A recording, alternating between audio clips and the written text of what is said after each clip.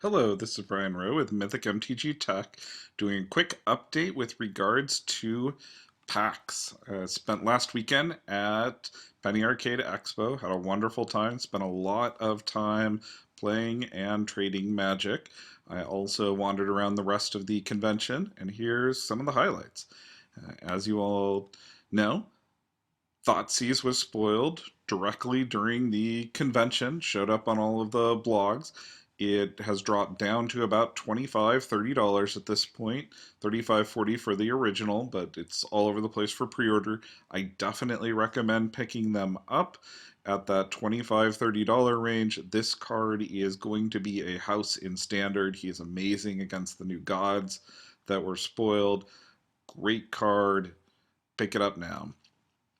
One of the more interesting things that I attended at PAX was the Magic the Gathering world building panel.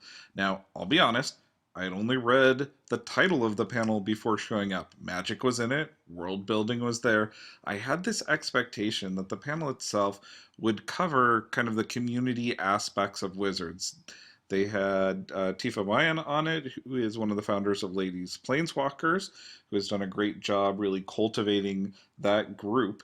There is also a significant amount of Magic players that come specifically to PAX. You have the Magic Community Cup there, and a wonderful community around MTG, along with a lot of the WotC employees, since PAX Prime is right next to or within a few miles of Wizards of the Coast, which is down in Renton. I was a little surprised when I actually got to the panel, though. The panel was really about top down design. The way that Wizards of the Coast controls the message and the design of Magic cards in the modern age. There was a lot of discussion of the story, the way things are created, the way that concept art gets turned into final product art, and the control of the world. This is a very interesting design philosophy, especially for the modern age. It's the opposite of Kickstarter, it's the opposite of community based. It is very controlling and very old school in my mind. Now, don't get me wrong, Wizards has done some pretty cool things in reaching out to the community, such as the invitational cards, which I believe they've discontinued at this point. And most recently, they did resurrect the Make Your Own Card by the Community event, which I think is great. But really, Magic has this very different design philosophy than most games. It kind of lives on its own from the community and it directs itself. And it's very directed at this point. If you look back at the alpha and beta artwork, there was obviously very little direction that was given to those original artists. And you compare that to cards like Cerebus here, who you've got concept art and a very similar final piece of art that came out of it. There were some really cool, interesting aspects to the panel, though.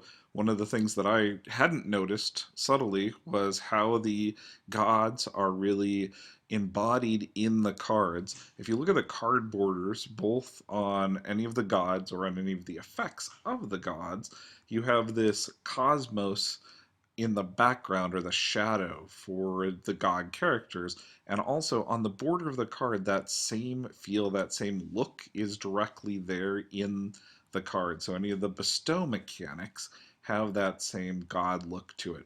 I really like this. I think it's very interesting. One other thing that was really talked about a lot at this panel was the way that the events are going to bring out the gods and the challenges that individual adventurers go through as one participates in the pre-release, also the game day event and the Friday Night Magic event. They kind of have this progressive quest that's going to happen with each of these different sets. Another topic that was really interesting to me at PAX was trading. I did a significant amount of Magic trading. Some of the things that were a little bit surprising to me is that Jace was super easy to pick up. I picked up a few Jaces at about the 100, range in trade, and they were all non-foil Jaces. Nobody wanted to let go of their new From the Vault 20s, but everybody was cycling out their old Zendikars. So I'm predicting that the From the Vault 20, although it's currently at a lower price than the Zendikar will actually go up significantly compared to the original Zendikar. People really like that new foil. Hymn to Turox, I was able to pick up my place out of Hymn to Turox. I love this card in foil. Lots and lots of people asked me for it. Um, they offered me as much as $25 or $30 per hymn, and I wasn't willing to give them up. The other thing that a lot of people were looking for was Zendikar fetches. Zendikar fetches are running 35 to 50 at this point and could easily end up at the $70, $80 range before they get reprinted. How long do you want to hold on to them? I really can't tell you at this point. What's going to drop them significantly is the announcement that they're in Modern Masters 2 or being reprinted in an event deck or coming back out at some point. But until then, the sky is really the limit on these Zendikar fetches. A lot of individuals were offering onslaught fetches for Zendikar fetches. So I was picking up Polluteds and Floodeds in trades, trading away Misties and Arids, getting a significant increase on value from the Misties and Arids. The other thing that was really interesting is that a lot of people were willing to trade away shocks at little to nothing at the $5 to $7 range, and a lot of people were looking to complete their sets at the $10 to $12 range. These guys were always looked at in my binder. They flew through trades pretty quickly. If these guys drop when they rotate out of standard here in a year, you definitely want to pick them up. But never feel bad about having these in your trade binder. For every person that passed over one, there are 2 or 3 people who wanted to trade for them very quickly. Something else that was very difficult to find, though, was Liliana of the Veils. Even though she's about to rotate out, nobody would trade her at her current trade value. And I didn't find a single unlimited dual land. As you guys may know, I'm trying to complete my set of 40 unlimited dual lands. I'm about halfway there, and no one was willing to trade them at all. I had no trouble picking up Forces or Underground Seas. I went through 3 of each during the weekend. They're very easy to get a hold of. People think that these have kind of topped out for a little while. They may be another 6 months to a year before they start moving again. But the unlimited versions were very difficult to find when it comes to Underground Seas. Now I'm moving on to a little bit of non-magic stuff. If you're just at the channel for magic stuff, this is going to be a little more PAX. I spent some time at PAX playing a new game, Crossmaster Arena. Great little game. Definitely recommend checking it out. It has everything I like about tactical strategy games with none of the painting of those pesky little miniatures. The miniatures are really cool looking and the game is very easy, fun to play.